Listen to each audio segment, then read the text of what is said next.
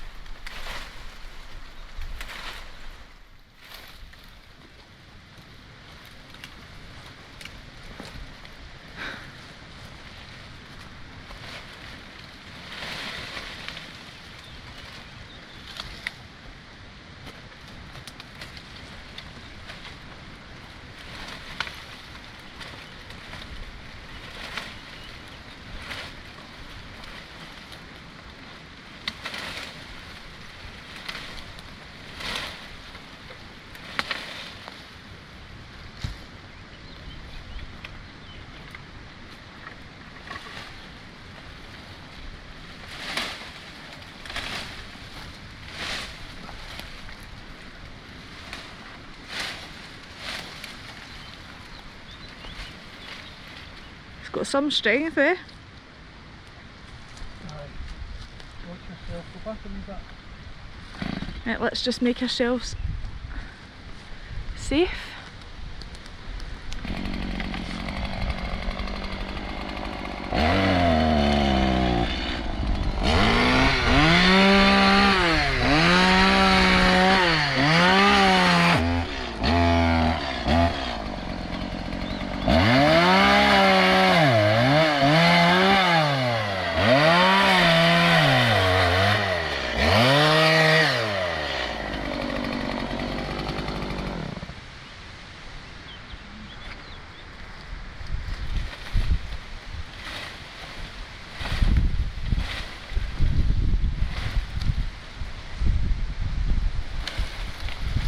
Yes, that was the chunky bit, eh? Aye.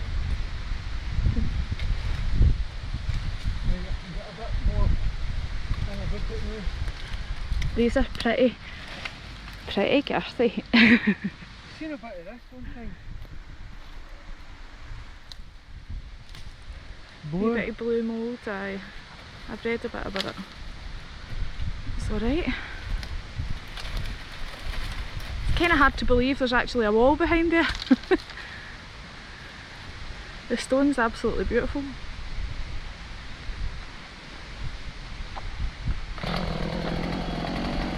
Back in at it.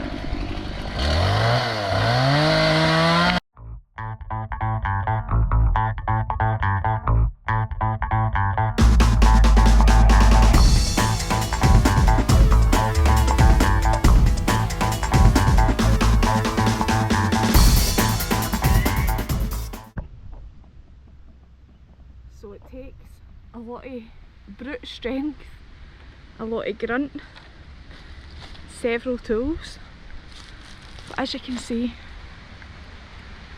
what we have underneath is this beautiful wall. So these terrace walls are hundreds of years old.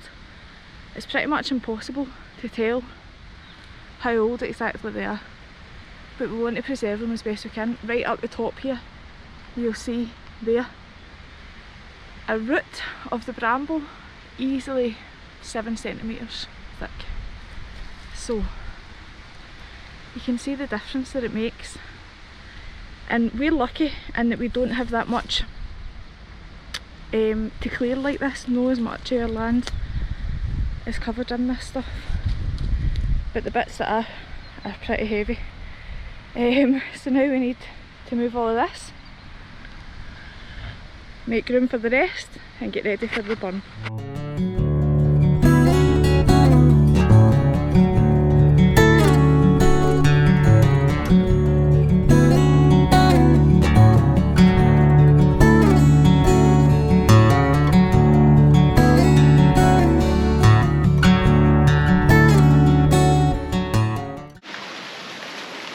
So as you've just seen for the time lapse, I've been working on pruning the olive trees at this part of the garden.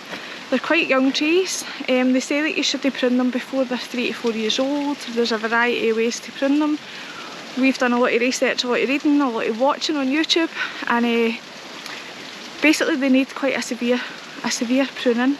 They need ventilation through the middle, so lots of air, and you want to encourage the shape to be out the way for easy harvesting. So that's what we've tried to do here. And I think it'll be alright. Our first rule as farmers is do no harm, so I believe that if our intention is good and we're informed, then we're doing our best, and that's all you can ever do. So we've stripped her right back, we've taken away the extra bits she doesn't need. There's plenty of room for it to grow out rather than up, and plenty of ventilation through the middle. This one I'm not sure about. I don't know if we should have took this back to about here. If there's any olive experts, please let us know what you think. Your advice is always welcome. But like I said, our intention is to do no harm. So it's that time again. Time to rest our weary bones. What's on the menu of the day, John? Well, I'm no bakery expert, but I know a good chocolate croissant when I see one. And this is off in Nella in the village. £1. Top quality, isn't it? And we usually get something for free. What did you get for free today? I got a powdered chorizo for free today. Because she didn't think it was she just wanted to do it, didn't she? They always look after us. It's not good when We're you're very grateful. not good when you're diabetic and she's throwing giant chocolate donuts at your face. So good. But time to rest.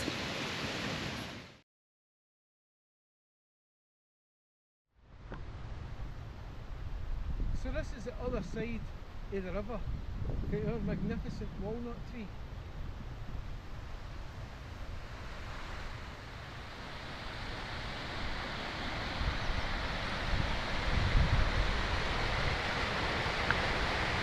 Very careful, it's a bit steep.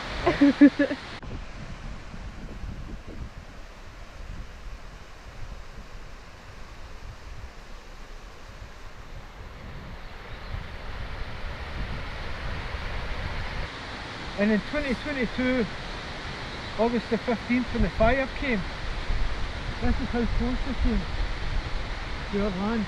This is our border here, this fence. This is our neighbour's land. But you can see here, the burnt wood that actually fell to here and landed here. It actually touched the walnut tree, and there's a bit of the walnut tree fell off. So how it never caught fire is just a miracle. It's unbelievable. So we're very thankful that we managed to get through the fires unscathed. So what I'm doing today is I'm eventually getting into cutting these up and moving them out the way so I can get into the strimmer to clear for the summer coming. And you have cleared a fair bit. Oh, we've cleared a fair bit, but we're just continuing on with the clearing. Right, but it's really a two-man job. Aye. So this piece up here, I'm going to chop down. It doesn't belong to us, but it's dangerous. So I'm just going to chop it down, but I'm going to have somebody with me when I do it. And it has been 2 and a bit years since, and the neighbours haven't done it, so. And we do take safety very, very seriously. Lauren managed to break her back falling off the floor, so we're just going to be very cock-canny and be safe. That's why you've got all your still gear on. This picture just a wee bit too heavy. I'm going to try and chop it here.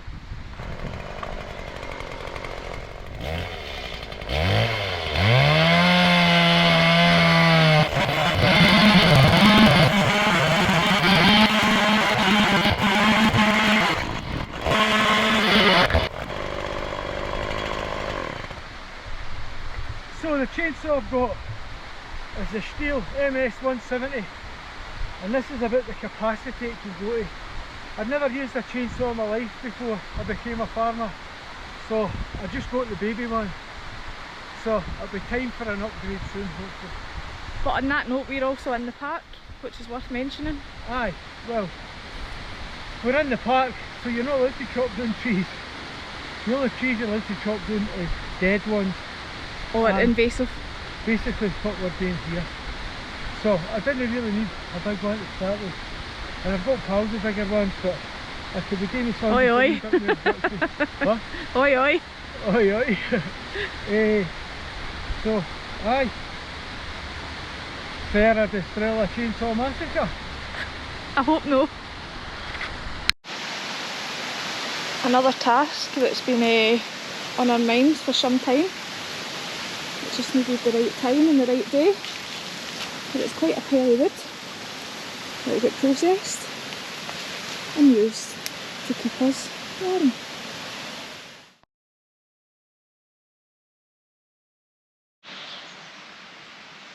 So just gearing up. The weather's been pretty shitty, so I'm going to see what I can do. It's supposed to come on at 1 o'clock. So I've changed my blade. I've got some more fuel. Going to put the 2-stroke oil in the fuel up, then hit the mountain for a couple of hours. A wee bit of Strimming maintenance. Aye, this is the grease that goes into the heat to keep it nice and lubricated. How often do you do that, John? So I do it every couple of tanks of fuel. I'll put a wee bit of grease in. It's maybe more than you're supposed to, but it's look after your tool and it'll look after you. I think the recommendation is every 6 to 8 hours or something like that, which is probably a bit bang on. So aye, time to get started.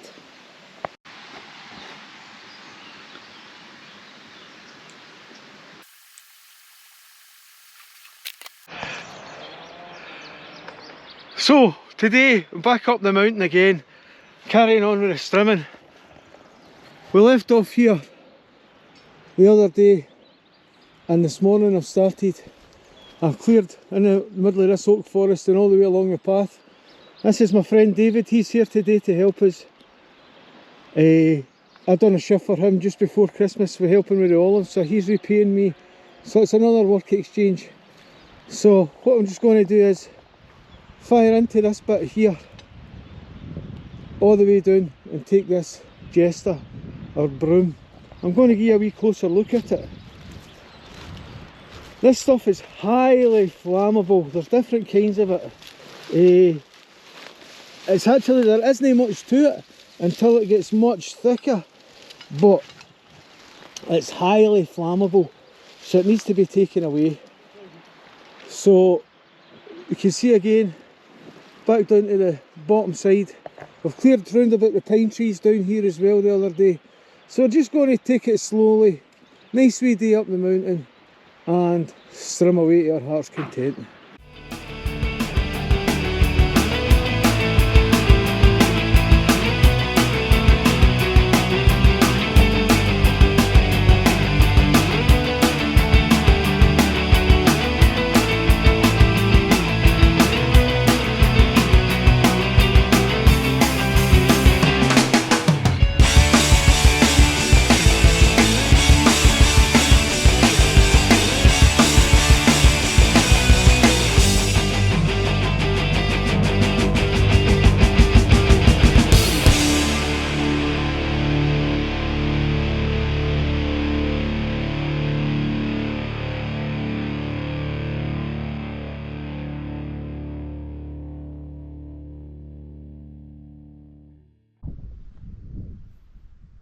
Well, that's the first wee bit done. That's one tank of fuel. I'll look up the spec and see how much fuel it actually holds. But yesterday's prices for gasoline or simples is €1.54. So I don't know how that compares to rip off Britain, but normally when I've checked it's just been a wee bit cheaper, not that much cheaper. So I'm just going to gaze another angle, fill up the strimmer and carry on. These strawberry plants were gifted to us from Simples na Serra. Check out their channel, I'll put the link in the description. Thank you to Jay and David. All our strawberry plants died last year because we had to go away for a month. So this means today I can replant our strawberry wall. Even though it's a bit cloudy, a bit misty, we've got about 3 hours I think before the rain is due to come. So you can see behind me here is the strawberry wall. When we arrived, the farmer had this full of strawberries, and then they kind of came to the end of their life, and then last year we replanted, but unfortunately we had to go to Scotland because John's dad died and we had a month there, and August with no water meant they didn't survive. So this is a great idea. It actually keeps the slugs away. It means the water drains down, the dew in the morning and everything. It's about 10 stories high, traditional breeze box, so it's huge. I don't know how many will get planted today, but we're going to give it a go.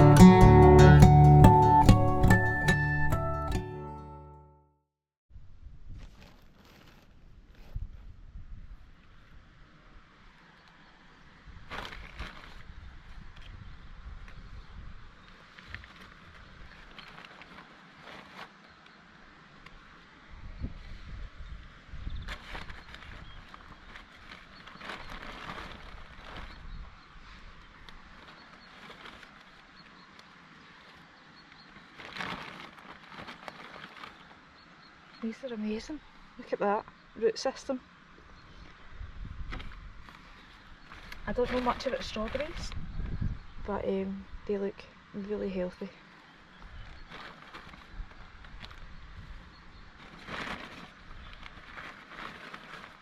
So I'm just separating a manageable amount and I'll get them in the soil. And then we'll give them all the love and look forward to the harvest.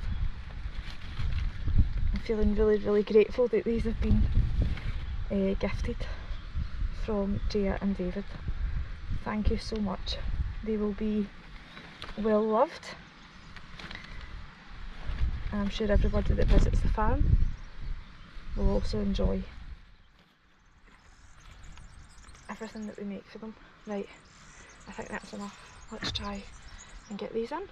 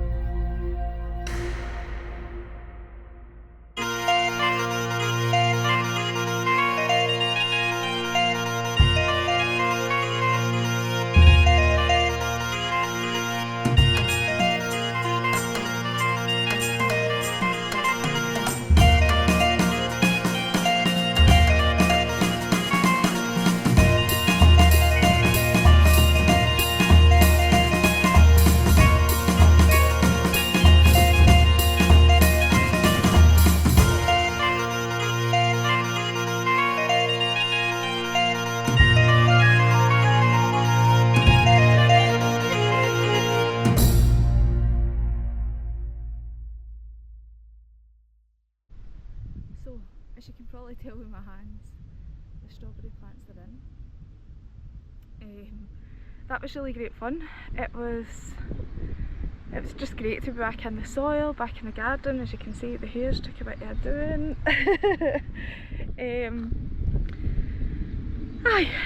As you probably know, I'm slowly getting back to being able to do stuff again, and it feels amazing. Although planting some strawberries would usually have been the beginning of my day, so considering how I feel after doing that, there's 35 planted, and it took quite a lot of my energy, but I've done it and I'm buzzing about that, and I'm really excited to see how they go, how much fruit we get, and it's just the beginning, and it feels good to be at the beginning again after a bit of a slump. So I guess you've got to be grateful for the small things, haven't you?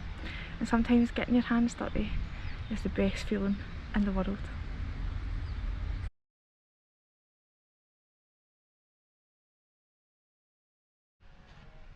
So as I was walking back to the house there, I could hear John on the Strimming, and I'm wondering if you can see him. I can't zoom. Well, this is filming apparently, but he's up there, orange hat, and he's working like a madman with the Strimming. He's doing amazing, and it's great to be feeling part of the team again, and I'm really grateful for all his work. Probably kill me for saying this, but that's alright. So thanks John, well done. And here is some of that beautiful flower that I love again, that I've still forgotten to get a name for. So if anybody's got the name, please let me know. This is a silly wee bit above the toilet. I say silly, it's beautiful. But up there we've even got a palm tree, and we've got this gorgeous sage bush, which I don't utilise as much as I should actually. It needs a good trimming. This part of it seems to have gone, so we'll figure that out, ignore the fly trap. But I plan to make loads of stuff with sage this year. So if you've got any recipes or any uses for this, let me know.